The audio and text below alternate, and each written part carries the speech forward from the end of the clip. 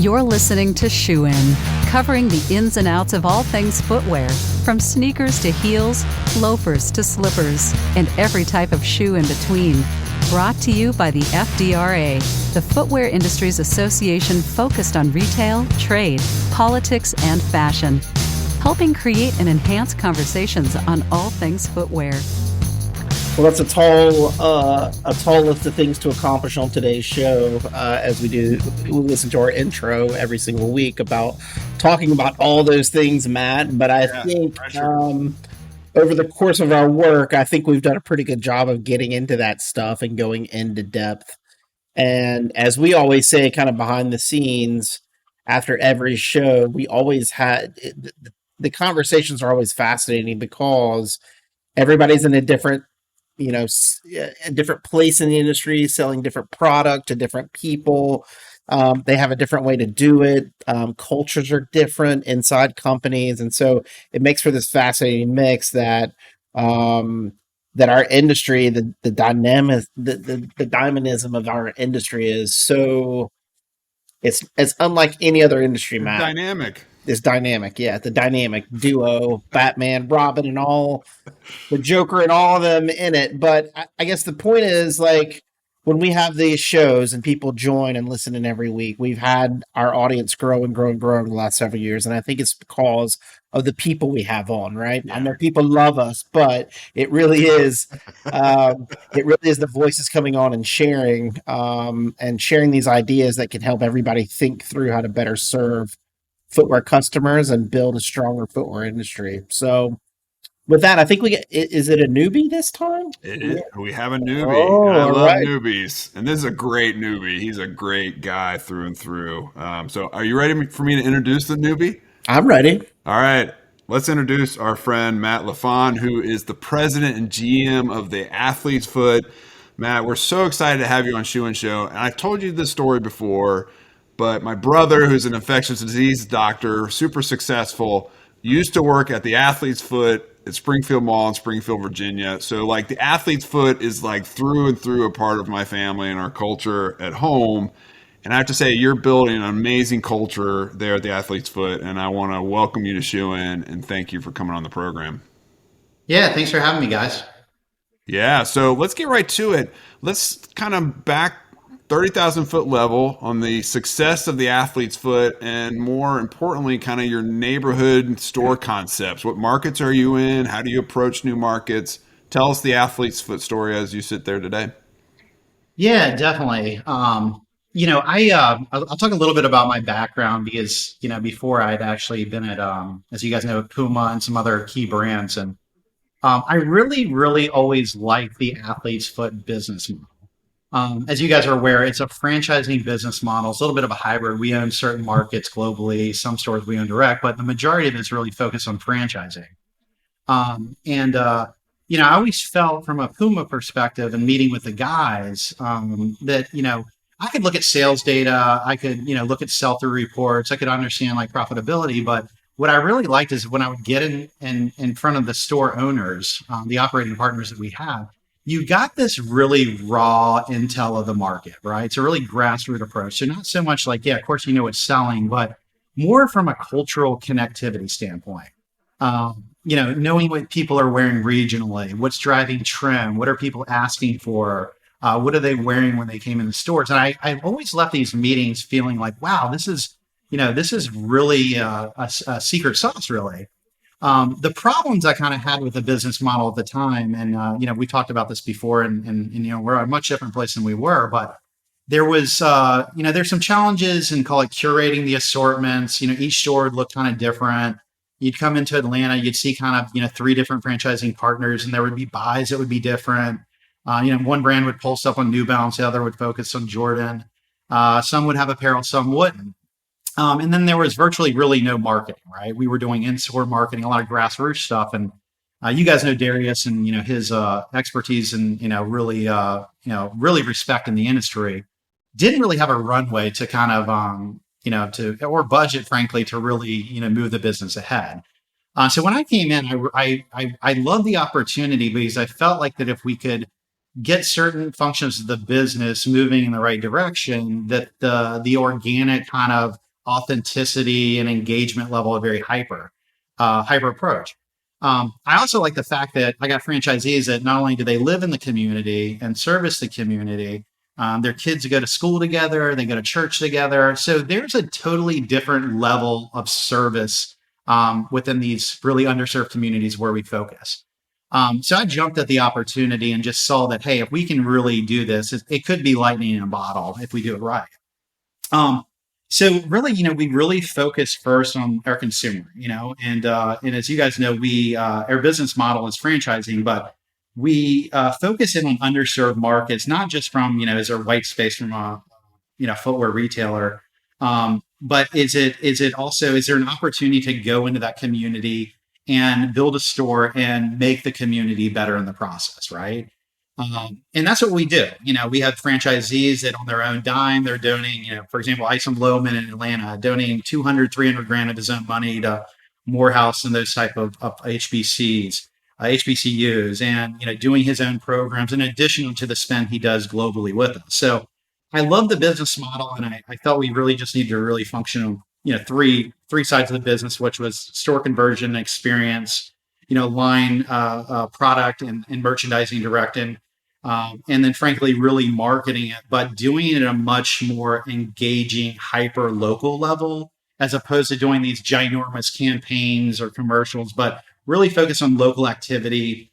For example, like bringing in entrepreneurs to talk about their success on a Saturday, bringing in an after school special, sponsoring HBCU Elite 100 in the youth. So a lot of huge opportunity, but we just needed to get it kind of on the right track. I think that's great. One question I do have is if you do the franchise model and you were talking about trying to better align the store so that the experience or the look of the store is more consistent, how much time do you spend with those franchisees to talk about models of success and how things should look and feel? Because I mean, my guess is if you go into Atlanta and then you fly out to Seattle and you go to a store, you want something kind of similar in a sense for consistency's sake of what it is, but then you also want to balance that with that entrepreneurial spirit of saying, go and do this really fun stuff. So how do you balance those kind of consistency and then being like, have the initiative to come up with some really cool stuff for the community? Yeah, that's a great question. And that's kind of the challenge, right? How do you make, and we have this model, we want to be your local sneaker store globally, right? And we do want consistencies from an in-store experience. If you see the new 3.0 neighborhood concept, right, there's very hyper local elements. For example, the wallpaper and graffiti we use are all customized not only to the city, but for example, like Lee Street, West End, specific to like a store.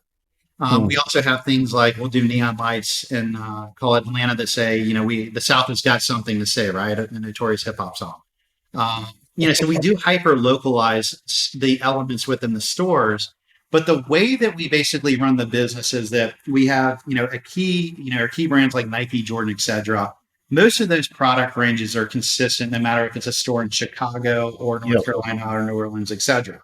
Now we do hyper local things within that. There might be colorways, that might perform better. But we more concentrate, so there's a degree of that, but there's also hyper-local brands. So a great example I'll use, we just opened Atlantic Station in Atlanta, Georgia, and we also opened another store in MLK, Dallas. And if you were to look at the apparel brands that sell within each of those markets, they're completely different. So Atlantic Station, a little bit higher demo. We put in brands like PRPS, Polo, Sergio, in addition to kind of the performance brands.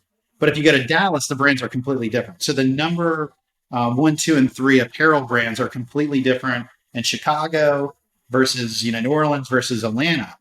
And we do that through kind of 2 processes. One, we have a corporate merchandising and buying team that starts and manages the brands like with Nike and Jordan and basically curates an assortment for the global, 70 stores or so within the US.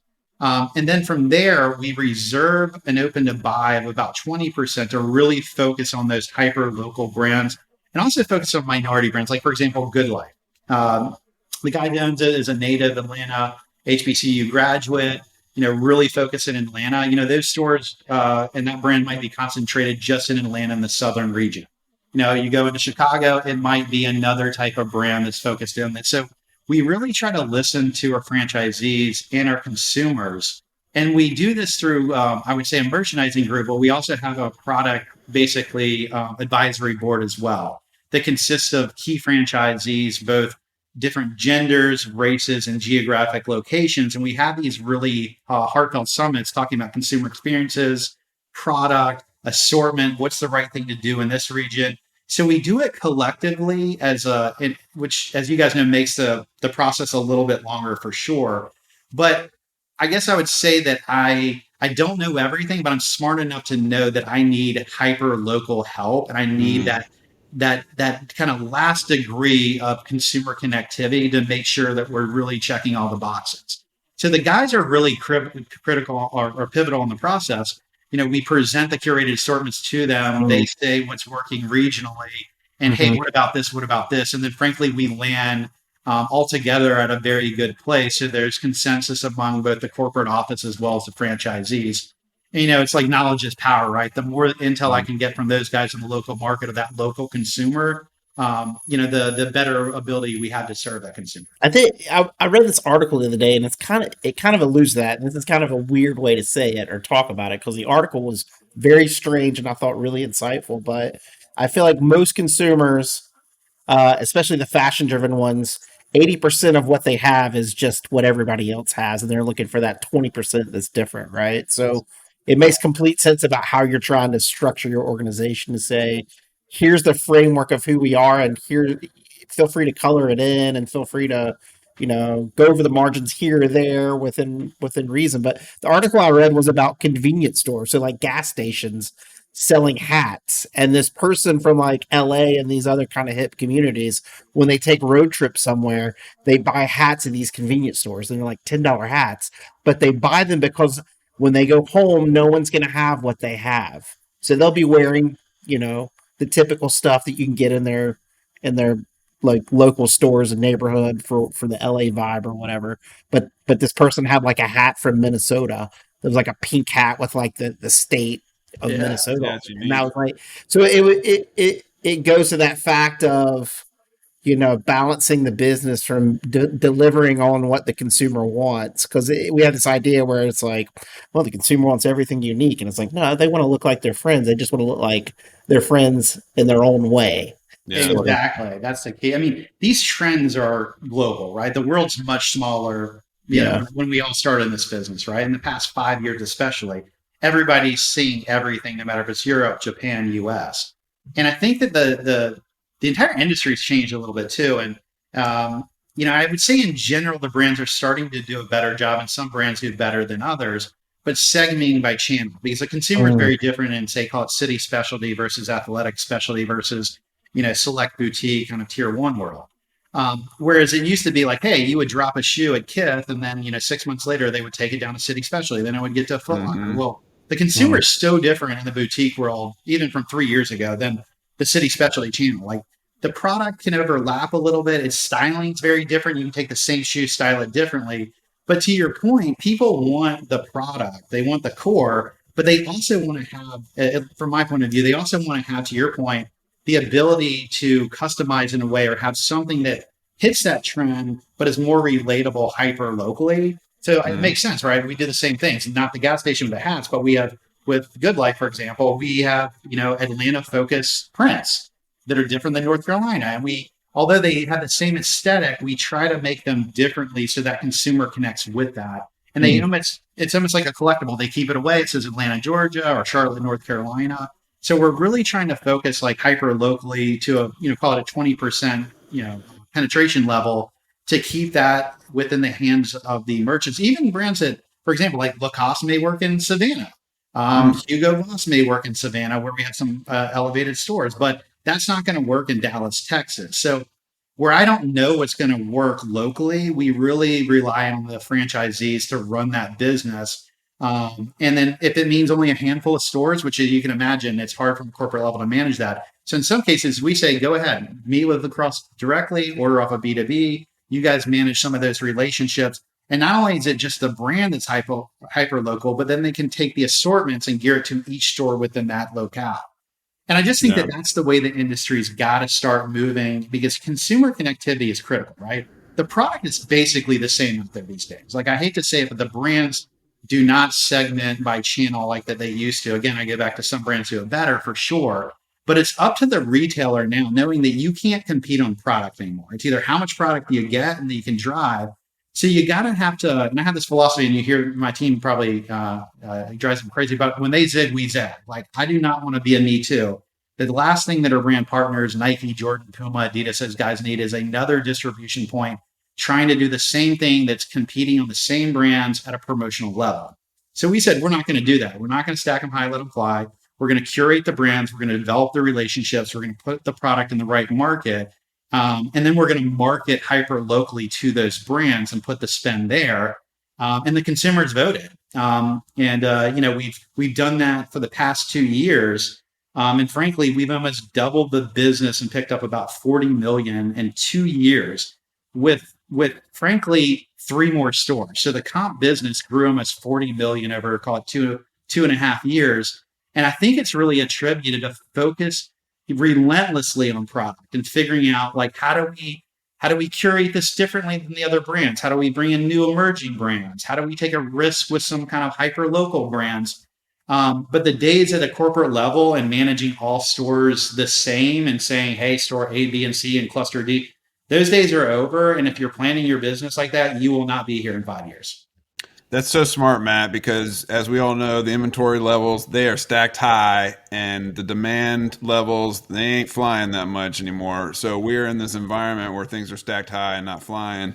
It's more die than fly at this point, Yeah, unfortunately. so having that unique assort, to have that success right now when demand is coming down significantly, it's super impressive. And I think you're onto something on that kind of hyper local for local kind of flair. Let's talk more about the cultural aspect of what you do, and because you're super innovative on the cultural side, because you sponsor the Black Footwear Forum with us. We're super grateful for that. You've helped prop up the Black Footwear Forum regional meetup chapter in the ATL. That's had a couple events thanks to your support and your sponsorship. But then you've done things even above and beyond that. You have the Impact Council, right? It was bringing in critical voices in the space. Charisse, our friend from Adidas, the Seed program, is on that. You also have the START program, which is super innovative from a cultural perspective. Walk us through kind of your approach to how do you provide a more inclusive and dynamic, to borrow Andy's phrase from the start of this, a more inclusive and dynamic environment for people of all walks of life to come in and be franchisees and to be district managers and to be sales floor reps and to be engaged with the brands. It just seems like you got a lot going on in that space. Yeah, when we kind of redefined it, and then I'll talk through the whole philanthropic kind of initiative first, and then kind of break down START. And but from a philanthropic effort, we said that, look, we need to be community based. And look, I spent years on the other side of the table, right? My mix is between brands like Puma, Crocs, etc., and then Dick's Sporting Goods to Saks to the athletes put the Payless, right? So I've kind of seen it from both angles. And frankly speaking, leaving Puma, I really felt like there was a lot of smoke and mirrors in the City Specialty channel. Everything is focused around of driving shoe sales through an event. And I said, guys, I do not want to do that. I don't want to spend money on activations for product and say, hey, we're giving out a couple free laptops or a Price is Right check. Like, it just always felt really authentic to me. And it was almost like a narrative from the retailers to the brands to say, give me more product. I said, we don't need the brands. We're not asking for more product. We're going to focus and relentlessly focusing on the consumer and doing what's right. But we knew we couldn't do it ourselves internally, right? I needed tastemakers of the industry, both philanthropic and culturally, to be a part of this kind of, call it, steering committee to help spend. Are we investing in the right things? What's going to be the biggest impact? And ultimately, how is it going to serve our consumer and neighborhoods better? So we brought in Charisse, for example, amazing partner. What she's done with Seed and, everything, gosh, from the product that she's putting out to the Black Panthers collab and, just really connected with her immediately. And we're working on some special things with Seed. And as you guys know, our model is very different, right? Like, we, in the franchising world, we're 98 and 92% minority. So that's African American, Asian American, That's awesome. and Middle Eastern. And then if you look at our total portfolio of employees, 92% of our store associates in corporate office are African American. So the rest of them are actually Middle Eastern and Asian. So Caucasians are a minority within the business. And we said, hey, if we're going to truly do this, we need to bring people that get the culture, they get what we're trying to accomplish in the community. So got Charisse on board. Robert Golden, another a great partner. Used to be the youngest captain of the Pittsburgh Steelers. Had an epiphany in life and said, I need to open a charter school in underserved community in his hometown, Fresno, California, which is one of the toughest places I've been in. I've been to a lot of places, but just what he's done with a presidential award-winning platform. We've got Danielle Gathers, who is the youngest student body president, African American female at MIT. We've got Cam Kirk, who you guys know that is the kind of the president of hip hop photography, everything from running yard runners with Nike to Cardi B, Migos campaign, etc. And then Ja Rawlings that oversees the Atlanta Entertainment Basketball League, who we do a lot of things with HBCU basketball camps, etc. So we wanted to bring these kind of thought leaders together and really map out our strategic initiatives. And we focus on everything from social injustice, to female empowerment, to homelessness, and that includes everything from partnering with Rock Nation on Reform Alliance to the UJC summits to North Carolina Injustice League. We're really focusing on that, and we do about 4 meetings per year, and then one we really focus in on. It's a face-to-face meeting, which actually happens next month. And we sit in around a round table, and not only do we talk about community engagement, but we have very real, raw, gritty race conversations about perception, imagery when you walk into a store, some of the challenges the Black community faces. How do you service? How do you engage? How do you do more for them? How do you provide jobs within your community? So it's really, I feel like I would say it's probably, I feel, the biggest accomplishment. The sales numbers are great. It's great to be up 30% to last year and 10% above plan, but I would take what we've done in the community. And it's where we spend about 40% of our marketing funds, believe it or not, that are no strings attached, hard give back, that, we don't try to, cross pollinate with, driving shoe sales. And I feel like it's become very organic and authentic to the business. It's smart business. It's smart business, Matt. I mean, the numbers are playing out because you're doing the right thing. And it's an example of doing the right thing in an organic way is actually also still smart business. You don't have to cross pollinate. You don't have to overthink it, right? And I think that's what you're proving out.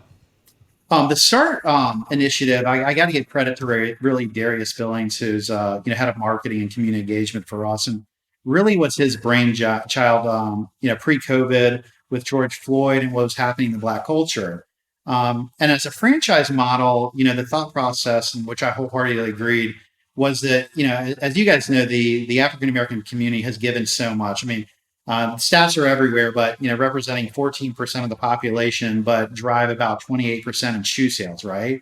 And as you guys know, it's very hard to get into this business if you're not working for Foot Locker as a store manager and working your way up to corporate ladder or a brand. It's the days of kind of opening your own store, as you guys know, are kind of over. The mom and pop shops, Nike's not approving those smaller models at this time. And we really felt like there's an opportunity, knowing that we had 92% of our other franchisees were minority, to build a program that really, gave these guys skin in the game to come into this. Maybe they had been in the footwear industry, but never had the capital funds to kind of, start a franchising model, pay for a store, didn't kind of know, how to do it.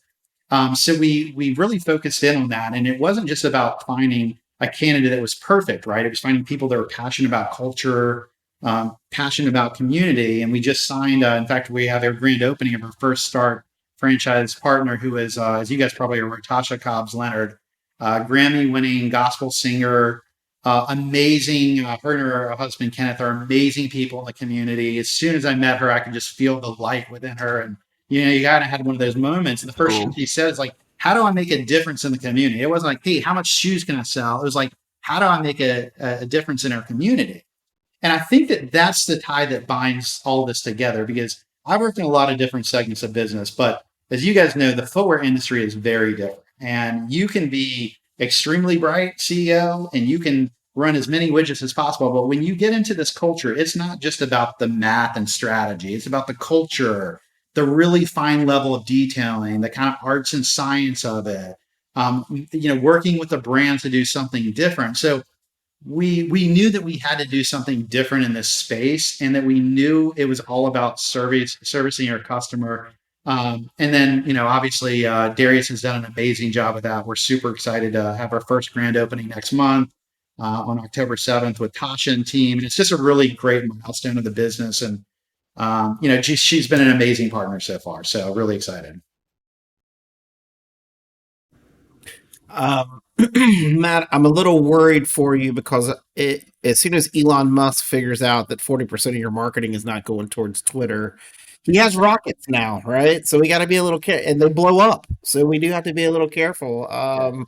But to that point, I think it's interesting because there's a narrative around marketing these days, around like what we do in these digital channels, and how we connect with people digitally, and it doesn't always add up. It's good for branding, right? It's good for awareness, but it doesn't always connect with people, and it doesn't always build. It's basically like you have to spend a lot of money in digital channels, to facilitate some inauthentic connection. And to that point, next year we're doing an executive summit in DC, the theme of which is succeeding in the artificial age. And what you're doing is exactly that. It's looking at what everybody is happening with this digital inauthentic.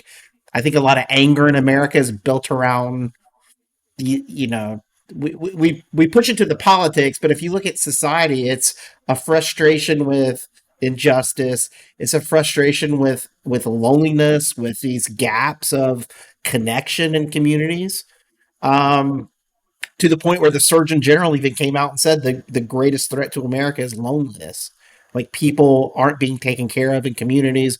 We're not thinking about each other. We're not empathetic enough. Like, things that you would imagine, a doctor would come out and talk about, like heart disease or something like that. Yeah. And what you're doing is the complete opposite of what has been happening with, doubling down on digital engagement and trying to push that. So kudos to you guys, and allowing those folks at the local level to build those programs and build that kind of connectivity in that way. I'm curious how you look at e-commerce and the growth of e-commerce, because it seems like you're very focused on community, local, hyper local product. So how do you kind of merge those two ideas of making sure that your kind of e-commerce push it goes hand in hand with what you're actually trying to do in the community? Yeah, great question, and perfect timing. We're actually launching, believe it or not, the Athlete's Foot does not have a website currently in the US. We have Mexico, we got Europe, we got Australia, all those things. They had launched it about 3 years ago, and for whatever reason, they decided to pull back. I totally agree with you. I think we've been oversaturated for sure with information. And I think that certainly for us, the reason why we're launching it is not so much, and I will say this, not so much from a financial standpoint. Yes, we need to be profitable, we need to make money, but we use it as a lens of a communication tool to further tell our narrative and story. So right now we have very minimal, social channels, right? We have Instagram, we have, obviously the rest of the Twitter, etc. But I look at it as ability to blend online and offline together in community. And I don't want to get into too much details because we haven't launched it yet, but it's going to be a very, very different experience, right? It's not going to be a usual website. There's going to be a lot more focus on an engagement level in a different way, that we kind of bridge that together, because I think that you do need to be in the digital world. Like, everybody's shopping online, right? And they're looking for the product. Most people that are shopping online, once they find the product, they know their size and Jordan, they're going to order it. They might come in their local store, but you have people that are going to shop that way. What we're trying to force or focus in on the omni-channel is to have it as a platform for a narrative and to do commerce on it, but also it's going to be an omni-channel store fulfilled approach. So we don't need a 3PL DC. We'll utilize our stores as, call it pool points for inventory. And the goal is to kind of sell through online and get them in the store, right? So when you see sold out, hot released, hey, look, let me go down to store locator or check inventory in store. Okay, store, in Lee Street, West End has, 2 pairs left. Let me call and go ahead and reserve and pick up in store. I'm trying to get people in the store because I agree with you. I think that through COVID, through everything, people have just become so digital. Kids didn't go to school. They're playing video games. They're, tied to social media. Like, we want to get people out. And funny enough, and I've always disagreed with this, there was always this consensus that you did not need to put nice stores in underserved communities, right? If you had the product, they would come. What we want to do is we want to create this experience. Like, when you're coming in there, and I don't even call them stores anymore, I call them really our social community hubs, because I want to get people in the store to talk about product, but not just look what they find, but I want my associates engaging, like talking shop, like sneakerheads talking to sneakerheads, right? Like, hey, we don't have that shoe in, but we got, the UNC to Chicago shoe. It's coming in. Let me get you on the reserve list. Or, hey, we got this new brand, Sergio Cicchini or PRPS. Like, that's the way you get somebody in the store and you can convert them. So you can sell them other items. You can engage with them further. You can tell them about the entrepreneur that's going to be speaking about, his business on Saturday. Hey, by the way, we're doing an event next week for back to school where we're giving out laptops. Bring your kid in. Like, that's the goal to get people in store. So commerce is great, but to me, it's like, I go to Amazon first, right? I go and Google, and then I go and, and I find out about the product, and then I buy it from the lowest price point. People are using it for research, and don't get me wrong, we want to make it engaging, but the goal is to tell the narrative of our brand, what we're doing with Impact, what we're doing with Star, that we're minority owned, we're hyper local. Spend your money with us, not the big empires that, they sold another shoe. Great. We added 1 cent to our shares. No, this money's going back to the community, and it's going back to people that are your neighbors, right? Support the people that are going to church with you, your kids, other parents in the school. And I think that that's coming across. And frankly, we're communicating in the stores and social now. So we really use that, call it website platform as more a storytelling opportunity, curating styles. Like, I would rather put a tile of an impact video, and how these guys, anybody from Amazon to Foot Locker looks at profitability by square footage on the site. Okay, right. Great. We lost a sale there, but we told our story. So to me, I think about it more along those lines and trying to get people back into stores because people are hungry to get out, to see new things. Like, nobody's investing in stores right now, right? For the most part. So we said, hey, during COVID, we want to invest in in-store experience because we want people back shopping, talking shop. You can't do that digitally. The connectivity is just so different, to your point, Andy. Yeah, that's as you're describing that, Matt, I'm thinking of like the barbershop. I'm thinking of the pub, right? And like the UK culture. I'm thinking of these places where people convene and there's a consumer good there to be had, but that's the second tier thing. People are there for the community, for the conversation, for the, did the Hawks play well last night, or what's the next Falcons game, whatever it is, who are the Panthers playing. I think there's this community that will emerge. So I think the concept's brilliant. I'm super grateful that you guys are doing what you're doing and that you're allowing us to be a small part of it. And I'm super grateful that you came on this program to talk through it, and I can't wait to see the site when it drops. Is there do you have a date in mind when this thing's going to roll out? Yeah, we're going to be launching it in July for back to school 2024. And with that, we'll be launching a big flagship store in Atlanta. It'll have called a community engagement hub event space to it. It'll be significantly bigger, about 5,000 square feet of selling space. It'll be kind of a mixed media.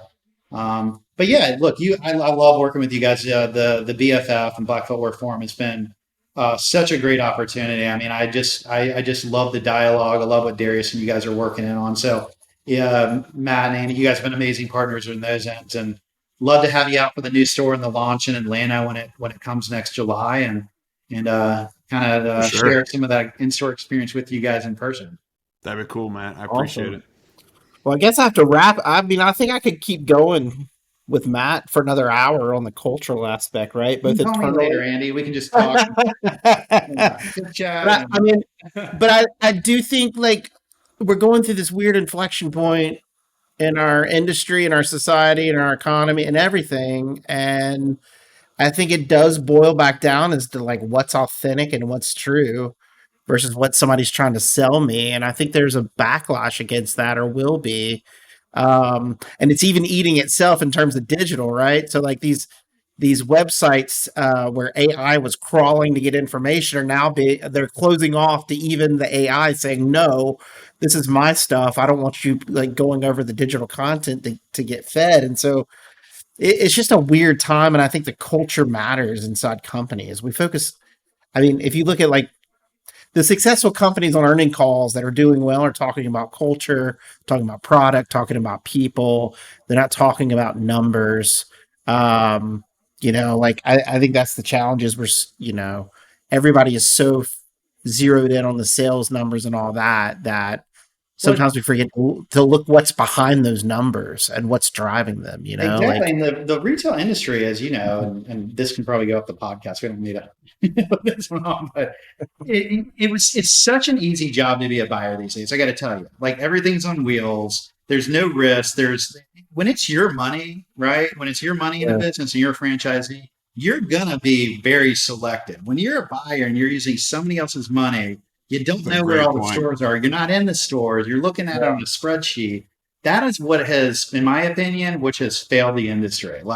And I was a buyer on the other side, and for a while, and I remember those days. But you get a lot of life vests these days, so you can take these risks, and it's not customer centric. It's all about the math now. And is there an RTP? Is this on wheels? Oh, we'll try it, but it's got to be on wheels. And the industry's got to change. And to your point, the people that are winning are talking about culture. They're not talking about how big is my loyalty program and how do I, dollar per square feet. It's got to be more than that, right?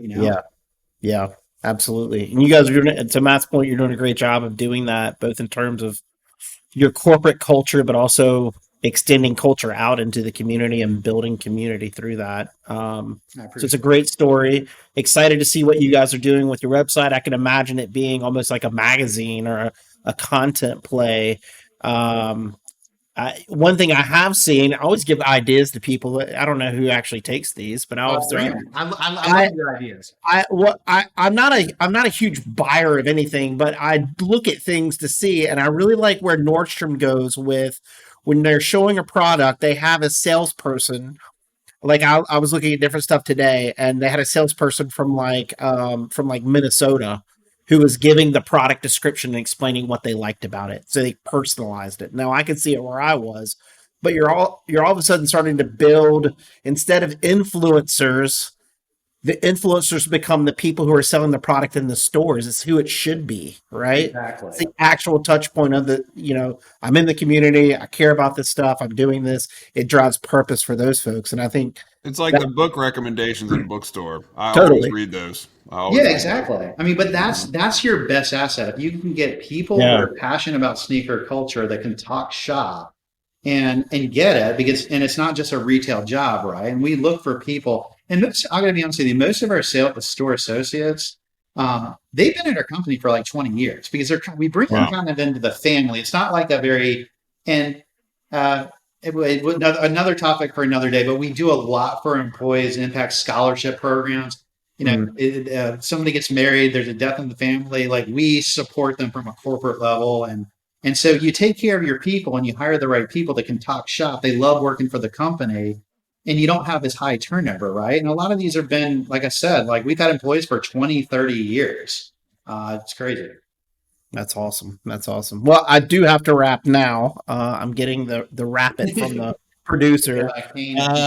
So Matt, thank you so much for coming on and sharing what you guys are doing, the exponential growth that you're having because of the way you're doing it in the right way. Kind of counterculturally at this point around going back person to person, relationship building over kind of digital I don't even know what to call it these days. There's so much being thrown at all of us. So digital noise maybe is the best way to say it. But thanks for coming on. And folks, this is Shoe and Show. You can go to shoeandshow.com for our entire catalog where we have amazing conversations just like this with leaders in our industry. I promise you, even if you go back 2 or 3 years, a lot of what we talk about is culture. A lot about what we talk about is leadership. It's not just current data here, current data there, and we do it on purpose because that is what drives success. So, I know there's a lot of podcasts out there that focus on product and things like that. We're not on cyclical trends. We're on scalable success. That's what this podcast is about. And we appreciate you listening every single week.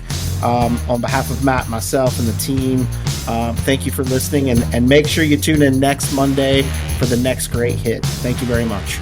Shoe In has been brought to you by the FDRA, the Footwear Industries Association focused on retail, trade, politics, and fashion, helping create and enhance conversations on all things footwear. For information about FDRA, visit fdra.org.